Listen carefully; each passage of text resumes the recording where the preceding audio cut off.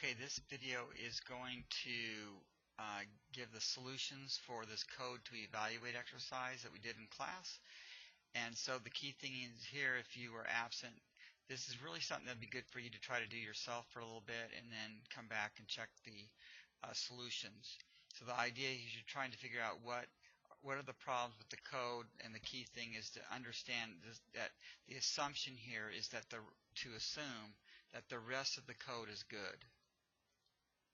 Oh boy, that didn't work. So assume the rest of the code is good. So in this program, for instance, you don't see the scanner, declaration of the scanner object, or the class header or anything. So you assume all that's good, that the person already has all that and it's good code. So as we look at this, so if you need to work on this, go ahead and pause the video and then come back. So here we go, some errors that are in here. And this is good to be able to evaluate errors. So you notice that we're doing a first and last name, which is going to mean more than one word. So in here it should be scan.nextLine. Scan.next is for just one word. Scan.nextLine is for one or more words. The next thing is that we're talking about the number of cats, which is a number, numeric value. So it's not a string, and you can't have part of a cat, so it's going to be int. And then of course that would change this to scan.nextInt. The next thing is that this line at this point we would not need. And then int number of dogs, that's good. And so and then the last line. Now if we look at this last line, the question is, what will this print? So let's assume that the user, and we'll try to do this for all of these, but let's assume that the user types in 6 for cats and 4 for dogs. Alright, so they ask for the user's name, and so that's all fine. And then it goes, well, how many cats do you own? And so the user types 6, and it stores it in there. And then how many dogs you own? Let's say the user types in 4, and it enters it in. So we're down to here right now. We've done all of this. The next thing it says is first name, first last name, which is going to be the variable call from here. So that's going to be fine. If they did Sally Sue, then it's going to actually type in, it's actually going to display, let's say, Sally Sue. And then it says, then it has a string, so it's literally going to print the space, and then it has 5 pets. And so what you need to do is, as a programmer, after you write your code and you run it, then you see if the output makes sense. Well, and this is called testing your code. And so if the user types 6 and 4, they have 10 pets. This still says 5. This says 5 pets. And that's because the person did not use, this student didn't use a variable call. Well, what variable is going to have that? Well, the instructions in the textbook, or in the assignment, was that you were supposed to write declare a variable. So let's go int num of pets. You're supposed to declare a variable that would calculate and store, or that would store the calculation of those two. So it would be num cats plus num dogs. And so you would have to have the calculation of those two, adding those two together to get 10, and then store it in another variable called something like num of pets. Doesn't have to be exactly num of pets. So here it should have a variable call, which would be plus num of pets. You need to have your plus sign on either side. Alright, so that's basically that one. Okay, so let's look at B. Now B, again, we're assuming that all the rest of the code before this is all good. So let's say they've gotten the input, and let's say that they have written code like this that stored the calculation of the number of dogs and cats. And so let's say that the user typed in 6 and 4. So 6 and 4. And then they stored that in a variable called num of pets owned. So it's 10. All right, so that's good so far. And so now what's it going to print? Well, it's going to print the full name. So let's say Sally Sue, just for kicks. And then it's going to go num of pets. So there's no string in here, so it's just going to print, let's say 10, if this is the case. And then there is a space here, and then pets, and period. All right, so the person should have, after they run the program, they should recognize we've got a problem here on the output. So they would realize that they've got to put something else. But if you go back to the instructions, it says it's supposed to be something like Sally Sue has 10 pets. So this person is missing the string that says something like has or owns or something like that. So they're missing the string that goes between these two variable calls. All right, so you have the result of this variable call be here, this result of the second variable call is here. So somewhere in between, we need a string that says has with some spaces. All right, let us look on 30 or C. So in C, let's just say that we've got numcats, and we've got numdogs, and let's say that the user types in a 6 and a 4 again.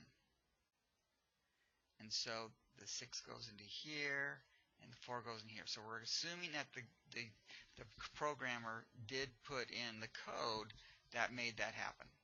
So now they come down to this line here, and this line here is the one that has a problem. Well, what is this going to print? And that's the key issue, is to see what is that going to print. And so as we look down here, we're going to see that it's going to print the first name. So there's a problem right there, because the instruction says to get their full name. And then the string has no spaces in it, so it's just going to print has, and then there's no space at the end, and then it's got variable call. Well, it's going to print a 6, and then a numdogs, which the value of that, which is just 4. So it's just going to keep tacking on, because it can't add Sally has 6 and then add 4 to it. It won't make sense. And then we have pets, and again, there's no spaces in the quotation marks, so it's not going to display any spaces. And so somebody doing this when they test their program, you've got to look at the output and see, does that make sense? And we know that we want it to say 10 in this case. If they do 6 and 4, it should say Sally has, and it should say Sally Sue, so there's a problem there. And then it should have spaces in between the words, and it should say Sally Sue has 10 pets.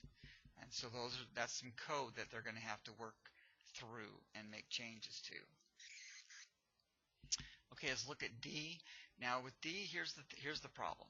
The problem is, and this happens, is that you're asked to get the user's inputs. You're asked to ask the user for their full name. Well, we don't know it's going to be Kelly Parsons, so don't type that in. And to ask the user, well, how many cats do they own? We don't know that. So the programmer should not be putting values for information that's going to be supplied by the user. We're going to ask how many, the instruction said get how many dogs the user owns. you don't know that they own 3. And so you got to leave this with no values in it. Now, there may be situations, and we'll find this out later on, where you might need to add some dummy, what they call dummy values, because the compiler will say, well, we need some values. So that we'll discuss that another time. But the idea for right now, the general rule, if you're asked to get input from the user, do not put values for those variables. And that really pretty much is the main thing. Now this of course is having other issues because scan.nextLine should be used because this is asking for the full name, not a single word, which is what next does. It only reads one word. And so it wouldn't be able to handle the both names. And then I think everything else looks good. And so that's the main thought from here. Okay, letter E, let's go through this one. And this is a very interesting one because this is something that will happen once in a while. And so this is something that's important to look at. So in here, we're going to take a look and see, well, what is it going to print down here in this line 31?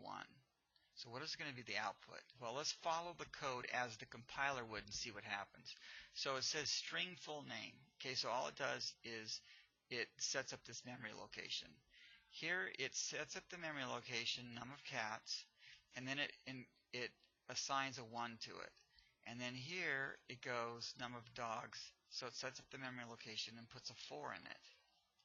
And then it takes total pets, it declares that variable, sets it up in the memory location, and then goes num of cats plus num of dogs. So it's a variable call. So it's a 1 and a 4. All right, so that's going to be 5. So now total pets is 5. Now, then what happens is the user is asked for to enter their full name. So they enter their first name or their full name, and let's just say it's Sally Sue. And then the next line says how many cats you own. And like we did before, we're going to go 6 and 4, just so you see how this works. So let's say the user says I own 6 cats. Well, what's going to happen is in this memory location, the 1 is going to be replaced with the 6 because you only can have one value in a variable at a time, just like you only can have one car in a parking space. And so now the value of num of cats is 6.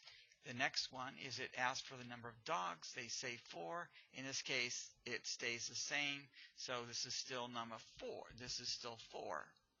And so now then it says full name. Now it's going to go to this print statement. And let's see what it does. So the print statement is, of course, going to print full name.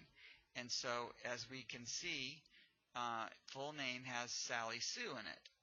So it's going to type, or it's going to display Sally Sue. Then it has a space, has space. So space has space. And then it's going to print this is a variable call, and so it's looking for the value of total pets. Well, total pets is 5. There's nothing in the code down here. There's nothing in the code in this area after they got the input of 6 and 4 that says to add the number of dogs and cats together and store that in total pets. So it's going to print 5 because that's what the current value is at this time. And then it's going to have a space and then pets and a period. All right, so all that looks fine except it has a 5, but it doesn't accommodate the user's input. So why were they even asked how many cats and dogs they have? Because this will not give the right amount. It should be 10. It should say Sally Sue is 10. So here's what we're dealing with. Basically what you're looking at is the order of events. It's called logic order.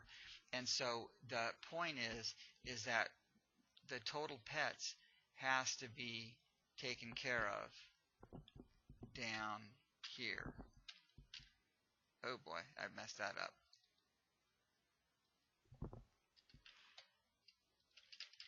Alright, so you got to have it down here. So it'll go int total pets is assigned number of cats, which is at this point 6 now because of the user input, and plus 4 because that is what the user entered.